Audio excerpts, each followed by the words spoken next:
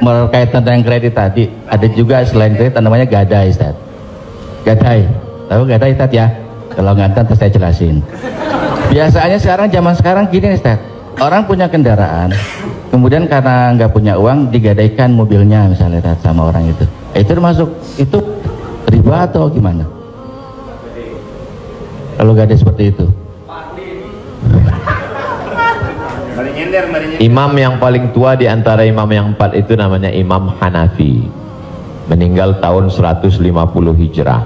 Suatu ketika dia berdiri di depan rumah orang, ada panas terik, dia berdiri di depan rumah orang, padahal di depan rumah itu ada atapnya dan ada pohon kayu. Lalu orang bertanya kepada Imam Hanafi, Imam Hanafi, kenapa kamu tidak mau berlindung di bawah atap yang punya rumah itu? Dan kenapa kamu tidak mau berlindung di bawah pohon kayu?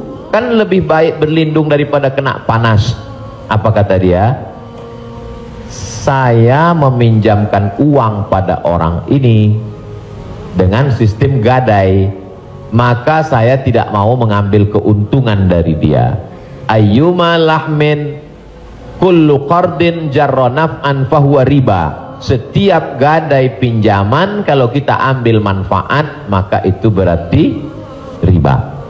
Tidak mau bernaung di bawah atap rumahnya karena itu dianggap sebagai manfaat. Jadi manfaat tidak hanya sebagai uang tapi juga manfaat sampai sekecil itu dia menjaga dirinya. Jadi gadai dalam Islam hukumnya boleh, tapi jangan ambil manfaat dari gadai. Yang terjadi sekarang adalah orang mengambil manfaat dari gadai. Saya punya uang, lalu kemudian ada orang mau pinjam uang, saya tidak percaya dengan dia. Ustadz pinjam uang 100 juta, saya nggak percaya. Kalau Ustadz nggak percaya, nih sawah saya 1 hektar. Ketika dia kasih sawahnya ke saya, maka sawah itu cukup sebagai jaminan. Tapi yang dilakukan orang sekarang adalah sawah itu dia tanam padi, dia ambil hasilnya. Hasilnya itu riba. Maka sekarang orang kaya makin kaya, yang miskin makin miskin. Bagaimana dia mau bisa menebus uangnya? Orang sawah dia dipakai terus dan uangnya diambil. Maka yang punya uang makin kaya, yang minjam makin miskin. Padahal dalam Islam mestinya cukup suratnya saja dipegang. Kamu kalau mau garap sawah ini garaplah, nanti bayar hutangmu. Itu akhlak dalam Islam. Akhlak itu yang dihilangkan oleh riba.